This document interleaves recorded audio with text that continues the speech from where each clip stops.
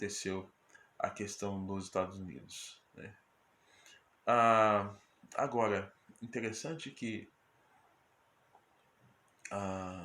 só mais de 25 anos depois que isso aconteceu no nosso país. Lá aconteceu em 1863, aqui em 1888.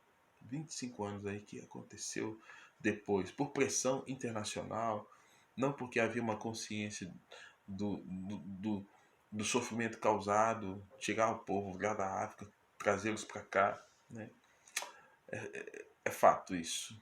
A gente tem outros momentos na história que falam da questão desse racismo, como, por exemplo, na África do Sul, com o apartheid, com a presença de um líder que tinha uma influência da Igreja Reformada Holandesa, que depois se tornou presidente da República, Daniel François Malan. Esse Malan, ele concebeu a ideia de que a Bíblia aprovava a separação dos povos a partir de Gênesis capítulo 11, quando fala sobre a Torre de Babel. E por conta disso, por conta dessa teologia nefasta dele, desse absurdo, dessa má teologia, ele defende a ideia que poderia separar os africanos nativos dos exploradores ingleses e holandeses. E, consequentemente, ele implantou o apartheid lá na África do Sul. Um regime absurdo. Pecado de Malan foi absurdo. Então foi responsável. Ele defendeu uma educação segregada, a proibição de uniões interraciais, deportação de pessoas que eram consideradas indesejáveis, né? Separação de residência, comércio, estabelecimento de padrões educacionais distintos e várias outras decisões que Malan trouxe e que trouxe um dano absurdo. Eu tive a oportunidade de ter ido à África do Sul e vi ali o que a decisão de um homem causa como dano, como mal, um mau líder, um mau exemplo, separando pessoas. É fato que nós sabemos que o mundo passa por momentos em que alguém vai explorar para que gere riqueza, mas o que foi feito ali foi danoso. Eu sempre falo que ainda bem que Nelson Mandela ficou vivo durante 27 anos.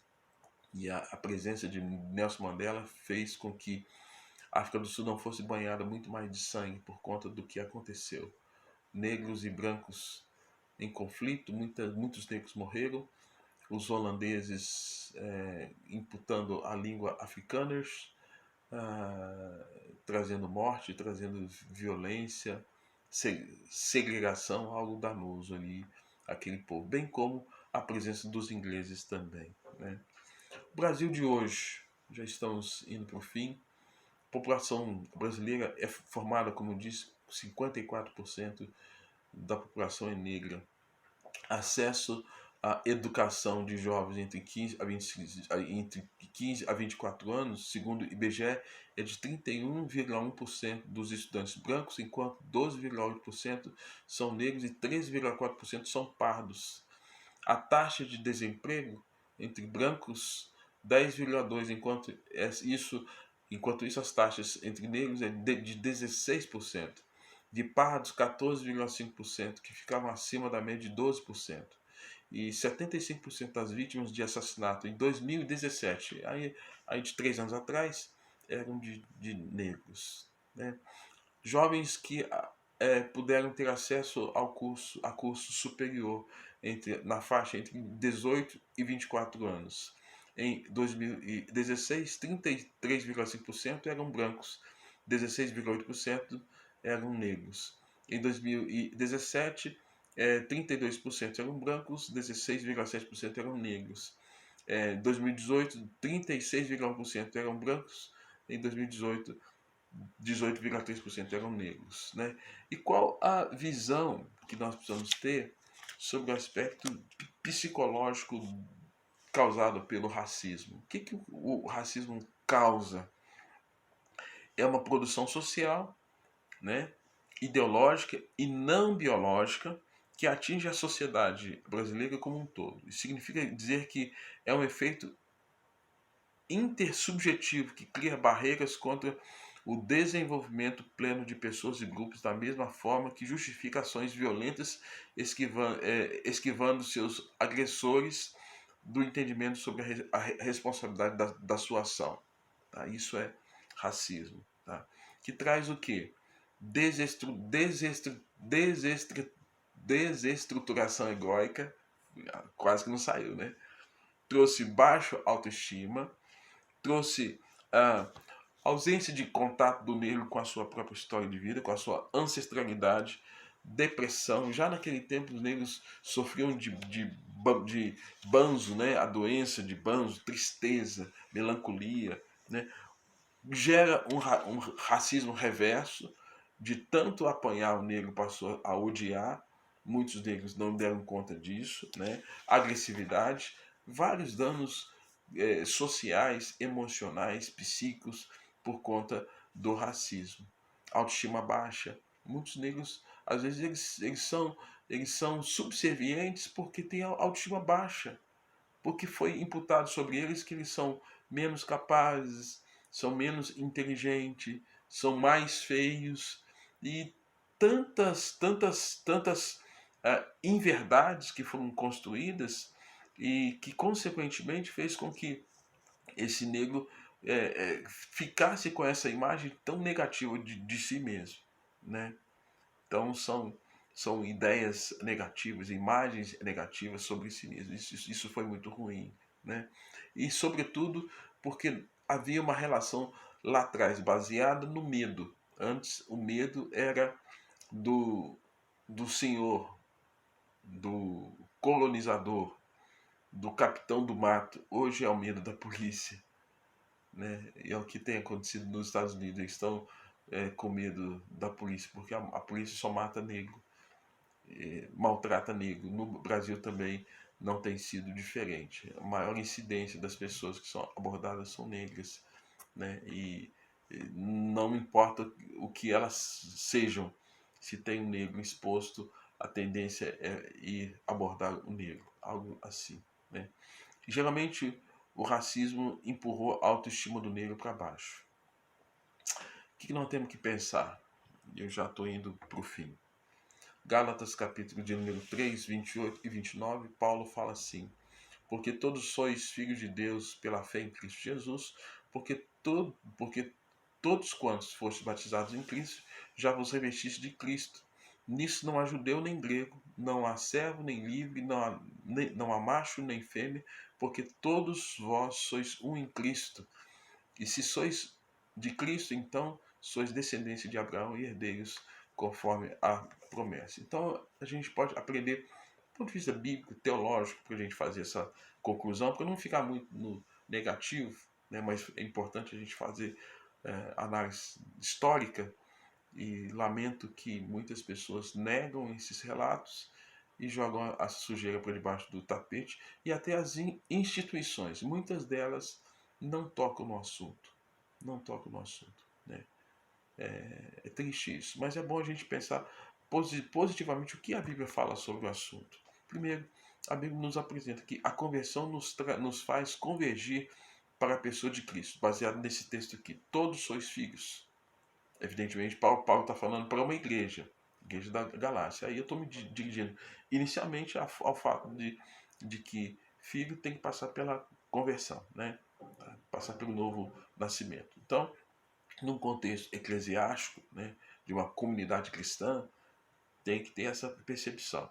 Segundo, a fé salvadora, que há uma só fé, dada para o branco, dada para o preto, para o índio, por quem quer que seja. Uma só fé. Tá? A individualidade, distinções e especificidades humanas não são benquistas quando o próprio Deus, em seu plano, nos vê como um em Cristo. Então, quando Paulo fala assim, não há, ele usa também a expressão nem, ó, nisso não há judeu, nem grego, não há servo, nem livre, Não há macho nem fêmea, porque todos vós sois um em Cristo. Quando Jesus nos vê, ele não nos vê como a parte preta e a parte branca, a parte amarela e a parte... Não, ele nos vê como um em Cristo. Tá? E membros da família da fé, uma vez que Deus nos torna participantes da mesma herança. Nós somos membros de uma mesma família. E a herança que a gente tem lá no fim, para preto, para branco, para amarelo, mameluco, o que for, é o que? Herdeiros da mesma herança. Nós temos uma promessa, a salvação, a vida eterna. Tá? Romanos capítulo 8, verso 29 e 30, Paulo vai dizer que, porque dantes conheceu, também os predestinou para serem conformes à imagem de seu filho, a fim de que ele seja o primogênito entre muitos irmãos. Ou seja, Paulo está falando assim, olha, que Deus quis, mediante seu plano, seu poder, nos transformar conforme a imagem do seu filho. Então, o padrão de Deus é Cristo. Ele quer que nós sejamos parecidos com Jesus, brancos, pretos, homens e mulheres, grego, judeu, bárbaro, quem quer que seja. Né?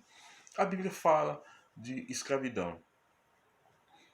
A Bíblia fala disso. Desde o Velho Testamento, no Novo Testamento, fala da figura de Onésimo e fala da figura de Filemon. Onésimo era um escravo fugitivo que chegou a ter contato com Paulo. Paulo evangelizou, catequizou e devolveu o moço para o seu senhor. Mas falou assim, ó, não trate como um escravo, né?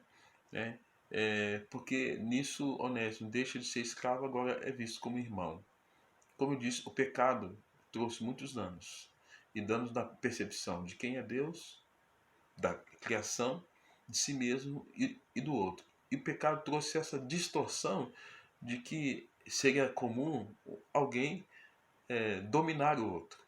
Dominar o outro. Isso não deve ser aceito. A Bíblia cita, mas a Bíblia não nos permite pensar que ela prova que isso tenha que acontecer até os dias de hoje e deva permanecer na vida, principalmente daquela pessoa que conhece a palavra do Senhor. Então, nós temos que pensar o seguinte: há escravos livres e há livres que são escravos. Onésimo, de escravo, era visto como irmão. Meu desejo é que as pessoas possam se ver muito mais como adelphos, irmãos na fé, e não como competidores, e nem como senhores uns dos outros, porque só tem um Senhor, que é Jesus, aquele que vive e reina para todo sempre. Deus abençoe, espero ter contribuído aí para que você possa compreender um pouquinho mais da nossa história. Deus abençoe. Ah, esqueci de falar uma coisa. Aprendi uma frase. Está no livro Cristão Toma Consciência do Seu Valor. Um jovem negro que escreveu e disse o seguinte: eu sou eu e eu sou bom, porque Deus não faz porcaria. Deus abençoe.